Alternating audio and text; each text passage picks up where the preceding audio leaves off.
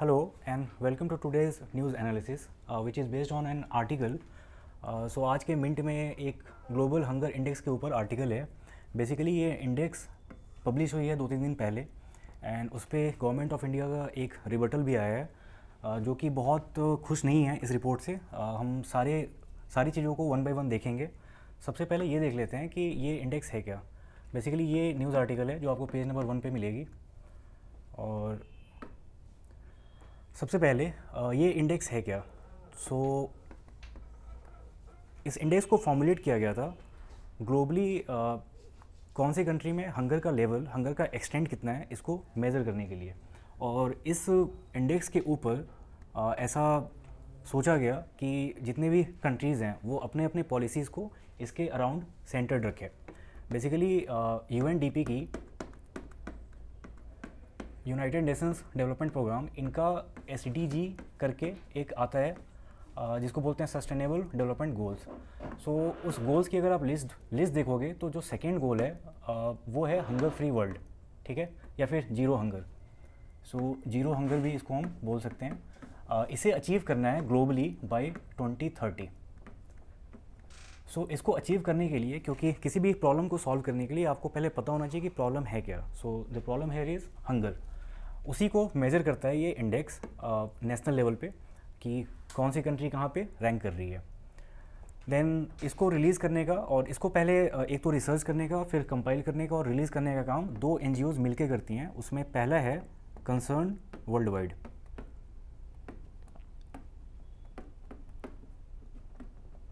Concern world wide.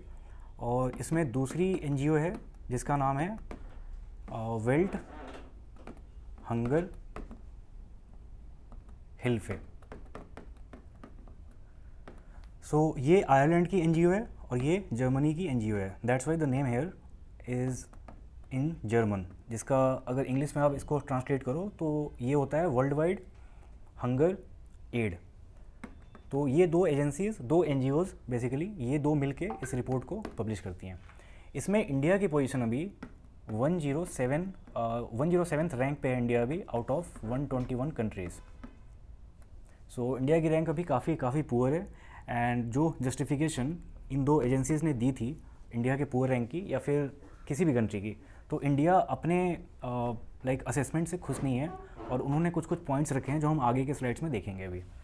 सो हमारी आज के वीडियो का थीम यही है कि क्या इस रिपोर्ट पे, इस इंडेक्स पे हम ट्रस्ट कर सकते हैं या नहीं.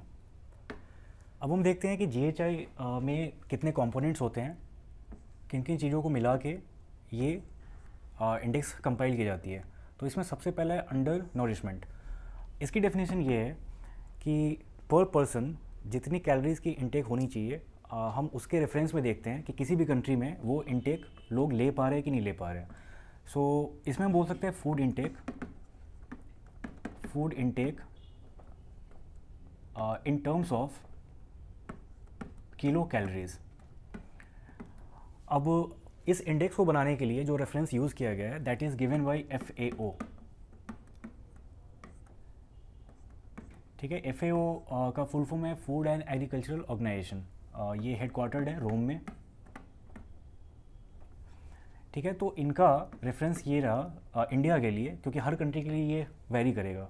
क्यों करेगा वो मैं बताता हूँ अभी. तो इंडिया के लिए इन्होंने बोला कि पर पर्सन पर डे जो इंटेक होनी चाहिए फूड की इन टर्म्स ऑफ कैलोरी, वो होनी चाहिए 1800 किलो कैलोरी. अब ये हर कंट्री के लिए वेरी क्यों करता है, क्योंकि अगर आप ऐसे देखो ओवरऑल तो हर कंट्री की इकनॉमी वो सेंटर्ड अराउंड होती है डिफरेंट चीज़ों के. जैसे कुछ कंट्रीज़ ऐसे हो सकती हैं जो बहुत ही ज़्यादा लेबर इंटेंसिव है, जहाँ पे फिजिकल एक्टिविटी ज़्यादा होती हैं. सपोज़ कि कंस्ट्रक्शन वर्क्स हो रहे हैं या फिर किसी भी टाइप की मैन्युफैक्चरिंग एक्टिविटीज़ हो रही है, तो वहाँ के लेबरर्स को फूड इंटेक अपना ज़्यादा रखना पड़ेगा. क्यों? क्योंकि वो फिजिकल एक्टिविटीज़ कर रहे हैं. वहीं पे कोई दूसरी कंट्री जहाँ की इकनॉमी सर्विस के अराउंड सेंटर्ड है, जहाँ पे ऑफिस में जाते हैं लोग, अपना नॉर्मल सा वर्क कर रहे हैं, सो वहाँ पे फिजिकल एक्टिविटीज़ उतनी ज़्यादा नहीं हो रही, तो वहाँ पे अगर इंटेक थोड़ा सा कम भी होगा तो काम चल जाएगा. तो इसलिए FAO की जो रेफरेंस पॉइंट्स होती हैं डिफरेंट कंट्रीज़ के लिए वो अलग अलग होती हैं. इंडिया के लिए वो 1800 है. फर्दर इंडिया में एक ऑर्गेनाइजेशन है जिसका कोविड के टाइम पे आपने बहुत बार नाम सुना होगा, ICMR. ठीक है, Indian council of medical research. अब इनकी ये रिकमेंडेशन है कि हम एक सिंगल रेफरेंस इंडिया के लिए नहीं रख सकते। तो उन्होंने ये बोला कि हम रूरल एरिया के लिए रखते हैं 2400 किलो कैलोरी एंड अर्बन के लिए 2100। इसका रीज़न आई होप आपको समझ में आ रहा होगा क्यों होगा, क्योंकि रूरल एरिया में जो सेंट्रल इकोनॉमिक एक्टिविटी होती है लोगों की वो है एग्रीकल्चर, और एग्रीकल्चर एक बहुत लेबर इंटेंसिव एक्टिविटी है, तो उसके लिए इंटेक भी ज़्यादा होना चाहिए कैलोरी का। लाइकवाइज अर्बन में ये थोड़ा सा कम है 2100, इसी रीज़न की वजह से, क्योंकि वहाँ पे एग्रीकल्चरल एक्टिविटी नहीं हो रही अर्बन एरिया में। यहाँ पे लोग सर्विस ओरिएंटेड ज़्यादा होते हैं, जैसे बैंक्स हो गए या फिर ऑफिसेज होते हैं, सॉफ्टवेयर आईटी हब्स होते हैं, तो यहाँ पे फिजिकल एक्टिविटी उतनी नहीं होती, तो इसलिए यहाँ पे इंटेक अगर थोड़ा कम हो तो भी काम हमारा चल जाएगा। तो एनीवे नीति आयोग ने भी इसको वैलिडेट किया है और उन्होंने ये पाया कि ये क्लासिफिकेशन इंडिया के लिए सही है। फिर भी ग्लोबल हंगर इंडेक्स में जो असेसमेंट हुई है वो इनके रिकमेंडेशन के बेसिस पे हुई है, FAO के, ठीक है। तो इस पैरामीटर पे पाया गया कि इंडिया अभी भी अंडर नॉलेज्ड है। सेकेंड है इसमें स्टंटिंग। अब स्टंटिंग की डेफिनेशन ये होती है कि the share of childrens population, ठीक है, whose height is shorter than their weight, मतलब ऐसे कि वेट के रिस्पेक्ट में जो हाइट होनी चाहिए किसी भी चाइल्ड की, अगर वो हाइट कम है तो उस फेज़ को बोलेंगे हम स्टंटिंग। नेक्स्ट है वेस्टिंग। वेस्टिंग का मतलब ये होता है कि आप किसी भी चाइल्ड के हाइट को देखो तो उसके हाइट के अकॉर्डिंग जो उसकी वेट होनी चाहिए, अगर वो वेट नहीं है उसकी, उससे कम है, तो उसको बोलेंगे वेस्टिंग। अब इसमें दो टाइप की चीज़ होती है, अंडर नॉरिशमेंट या फिर बोल लो अंडर न्यूट्रिशन, उसके वजह से ही ये दोनों चीज़ें हो रही हैं। लेकिन इस केस में स्टंटिंग में इसको बोलेंगे क्रॉनिक अंडर न्यूट्रिशन, और वेस्टिंग के केस में इसको बोलेंगे एक्यूट अंडर न्यूट्रिशन। अब क्रॉनिक और एक्यूट में क्या डिफरेंस है? तो क्रॉनिक जो होता है वो थोड़ा सा लॉन्ग टर्म है, ठीक है, बट एक्यूट थोड़ा सा शॉर्ट टर्म होता है। ये क्या है मैं आपको समझा रहा हूँ अभी। तो सपोज़ पहले किसी चाइल्ड की हेल्थ कंडीशन बहुत ही अच्छी थी, किसी रीज़न से ऐसा हुआ कि 4 या 5 वीक्स तक उसने ढंग से खाना नहीं खाया। अब जो उसकी हाइट है तो उसके रिस्पेक्ट में उसकी वेट काफ़ी कम हो जाएगी, क्योंकि उसने 4-5 हफ्ते से कुछ खाया नहीं है, राइट। सो इस केस को बोलेंगे हम एक्यूट अंडर न्यूट्रिशन। क्यों? क्योंकि ये इसका इम्पैक्ट शॉर्ट टर्म किसी चीज़ की वजह से हुआ है, राइट। बट अगर यही सस्टेन रह जाए बहुत दिनों तक तो ये कन्वर्ट हो जाता है क्रॉनिक अंडर न्यूट्रिशन में। तो अब जैसे मैंने बोला कि 4 to 5 वीक्स तक अगर उसे ढंग का फूड नहीं मिला हो तो पहले उसे एक्यूट अंडर न्यूट्रिशन होगा। बट यही फेज़ अगर हम ऐसा बोले कि प्रोलॉन्ग्ड फेज हो जाए, अगर सपोज़ उसको 1 साल या 2 साल या 3 साल तक ढंग का खाना ना मिले, तो उसको फिर क्रॉनिक अंडर न्यूट्रिशन हो सकती है, जो कि that might result in stunting, ठीक है। नेक्स्ट है मोर्टेलिटी। मोर्टेलिटी को हम ऐसे करेंगे डिफाइन कि 0 to 5, या ऐसे बोलो कि 6 मंथ से लेके और 60 मंथ तक, इस एज कैटेगरी के जितने भी चिल्ड्रेन हैं, अगर उनकी डेथ हो जाती है, मतलब कि बिफोर 5 ईयर्स कंप्लीट करने से पहले अगर उनकी डेथ हो जाती है, तो नंबर ऑफ डेथ पर 1000 चिल्ड्रेन, उसको बोलेंगे मोर्टेलिटी रेट। तो ये 4 कंपोनेंट्स हैं जिसके बेसिस पे GHI कंपाइल की जाती है। अब इसमें इंडिया का कंसर्न क्या है, जिसकी वजह से अभी न्यूज़ आर्टिकल्स बहुत आ रहे हैं, क्योंकि गवर्नमेंट ऑफ इंडिया ने एक PIB में रिबटल पब्लिश की है, जिसमें उन्होंने ये बोला है कि GHI एक्चुअली में इंडिया के पोजीशन को कैप्चर नहीं कर पा रहा। तो उन्होंने किस किस पॉइंट्स पे इसको ऑब्जेक्ट किया है वो हम अभी 1 by 1 देखेंगे। सो सबसे पहला है इसमें मिस रिप्रेजेंटेशन। अब मैं वापस से आता हूँ इस पर। इसमें जो आप 4 कंपोनेंट्स देख रहे हैं उसमें से 3, इसको नहीं, ये तीन जो है ना, स्टंटिंग, वेस्टिंग और मोर्टेलिटी, ये चिल्ड्रन सेंट्रिक है, ठीक है।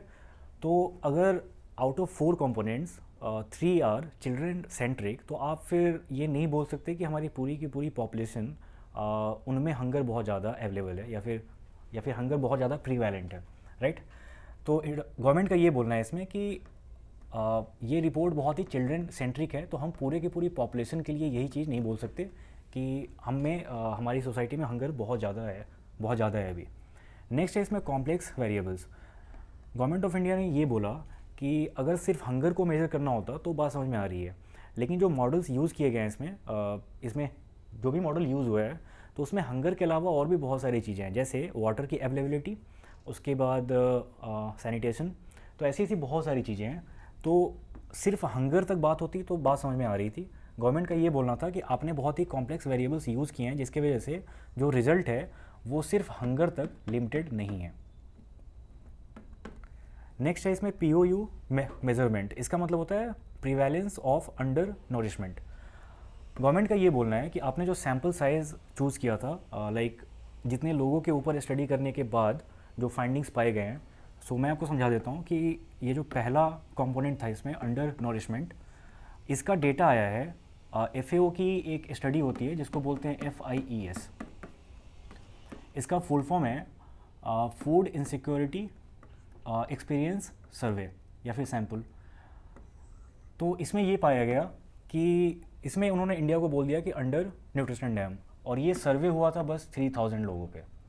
सो 1.35 बिलियन डॉलर की पॉपुलेशन, आपने 3000 लोगों को स्टडी करके और एक अपना रिजल्ट बना दिया। तो गवर्नमेंट का ये बोलना है कि ये सर्वे लाइक ये जो सैम्पल है ये लार्ज इनफ नहीं है, आपने बहुत ही छोटे सैम्पल पे स्टडी की है। नेक्स्ट है इसमें कि अभी कोविड के टाइम पे भी जितने भी गवर्नमेंट स्कीम्स आई थी, जैसे आपको याद होगा कि PM गरीब कल्याण योजना, जिसमें कि 5 kg फूड ग्रेन्स दिए जा रहे थे। तो ऐसी थी बहुत सारे और भी स्कीम्स आई हैं जिसको कि यहाँ पे फैक्टर इन नहीं किया गया है GHI में।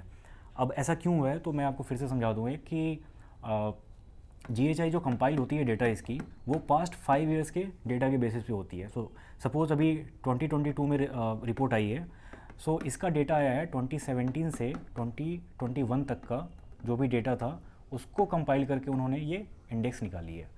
तो कोविड के बाद जितने भी मेजर्स लिए गए हैं, ठीक है, उसमें क्योंकि 2017 से 2019 या फिर बोलो 2020 तक, 2017 से 2020 तक क्योंकि कोविड का इम्पैक्ट नहीं था, ठीक है, 2020 से स्टार्ट हुआ है, तो उसके पीछे उसके पहले के जो 3 साल थे, सो ये इंडेक्स एक्चुअली इसके डेटा के अराउंड बहुत ज़्यादा सेंट्रिक है। सो कोविड के बाद या कोविड के ड्यूरिंग जितने भी हमारे मेजर्स लिए गए हैं गवर्नमेंट के द्वारा, तो उसको यहाँ पे फैक्टर इन नहीं किया गया।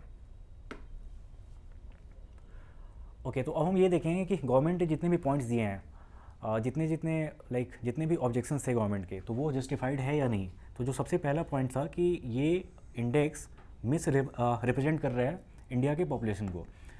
सो ये चीज़ एक्चुअली में ट्रू है, क्योंकि मैंने आपको बताया पहले ही कि आउट ऑफ 4 पैरामीटर्स जो 3 है उसमें वो चिल्ड्रन सेंट्रिक है। नेक्स्ट है इसमें correlation of children's health with poverty. So अब जैसे मान लो आप कि कोई फैमिली अगर बहुत पुअर है, ठीक है, तो अगर फैमिली पुअर है तो वो चिल्ड्रन के लिए, अपने जितने भी बच्चे हैं घर में, उनके लिए सफिशिएंट फूड अवेलेबल करा दें, तो इसकी पॉसिबिलिटी बहुत कम है, राइट। तो अगर कोई कंट्री बहुत ज़्यादा पुअर है तो उसका इम्पैक्ट हंगर पे भी आएगा, ठीक है, उसका इम्पैक्ट हेल्थ पे भी आएगा और सबसे ज़्यादा चिल्ड्रन के हेल्थ पे आएगा। फिर अभी मैंने आपको बताया FIES के बारे में। सो इसमें एक तो ये थी प्रॉब्लम कि 3000 जो रेस्पोंडेंट्स हैं उनके आउटपुट के बेसिस पे ये कंपाइल किया गया था। तो यहाँ पे पहली प्रॉब्लम ये है कि सैम्पल साइज़ बहुत लो है। दूसरी प्रॉब्लम ये है कि 2021 में इन्होंने अपने मेथड को चेंज किया था डेटा कंपाइल करने का, तो उसके वजह से भी एक जो ट्रू पिक्चर होनी चाहिए इंडिया की वो हमें मिल नहीं पा रही है अभी। सो अब एक चीज़ और देखेंगे हम अभी, जो मैंने आपको बताया जस्ट अभी कि 2020 में थोड़ी सी रिवीजन हुई थी इनके मेथड्स में, जिसकी वजह से ट्रू पिक्चर हमें अभी मिल नहीं पा रही है। और जो इनका बेसिस है कैलकुलेशन का, सो होता क्या है कि कोई कंट्री कितनी अंडर न्यूट्रिशनड है वो देखने के लिए आपको ये एक्चुअली में देखना पड़ेगा कि लोगों के फूड प्लेट में क्या है। सिर्फ आप लोगों से क्वेश्चन करके अगर इस कंक्लूजन पे आ रहे हैं कि उनके प्लेट में सफिशिएंट या फिर एक बोल लो कि जो वाइड वैरायटी होनी चाहिए फूड की वो नहीं है, तो ये डेटा थोड़ा मिसलीडिंग हो सकता है, जो कि इस केस में हो रहा है थोड़ा सा।